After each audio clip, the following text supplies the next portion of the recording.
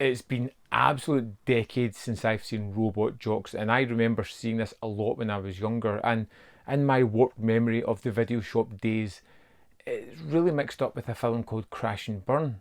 And I don't know if it's because that's what the characters say all the way through this, or if it's a similar type of movie. But either way, I kind of want to see Crash and Burn now to see what the difference is. Robot Jocks is from 1989. It's directed by Stuart Gordon. It's incredibly fun. It's Pacific Rim, kind of. You know, you get giant robots fighting against each other.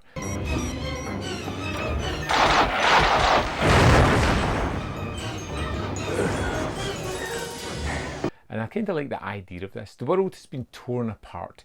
We have two factions who now deal with all their squabbles and territory issues by having people suit up in giant robots and punch lumps out of each other. It's just, if that's not a premise you can get behind, I don't think we can be friends. It's so ridiculously silly and it's so much fun. I just couldn't help but enjoy myself watching this one.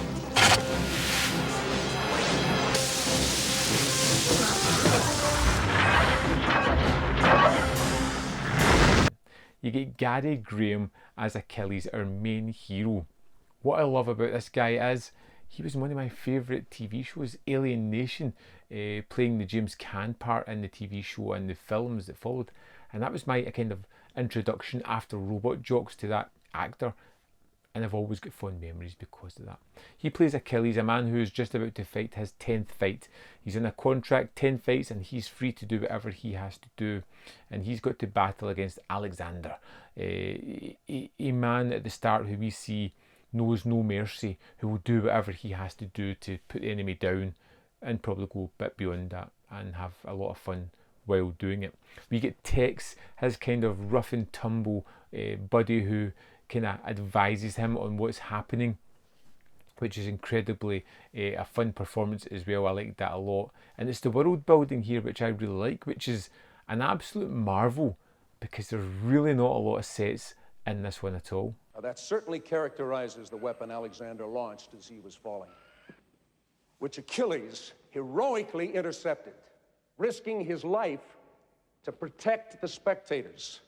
We focus on our characters, we have the fighting arena, we have a couple of shaky wall looking rooms, and that's pretty much it. But it feels so grandiose, so larger than the story we're actually seeing, which I think is fantastic. Now the fight scenes. I thought the fight scenes are terrific. Again, we get practical models fighting.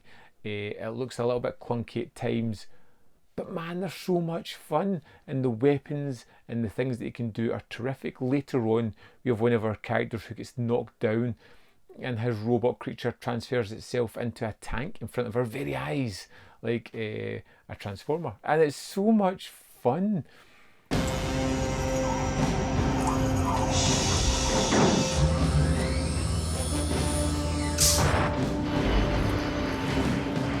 Again, and I feel like that's the kind of motto of this box set. It is incredibly fun. We're seeing these silly films that were better than they had any right to be, that are things that I have fond memories about, and rewatching them live up to that.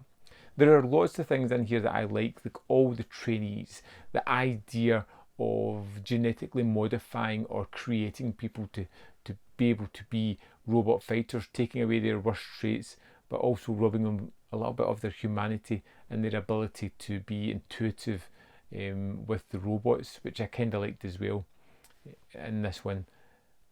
I just thought it was terrific. When it gets to all the action fights, I was just sold on this one. They're a little bit clunky, they don't look perfect, rough around the edges, but they're more than sufficient for this type of film.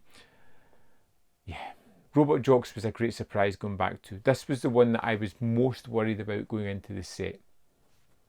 Like I said, great memories of it, but sometimes your memories warp and change, and I'm glad to see that I still feel the same way about this really unusual, fun, kind of different action film.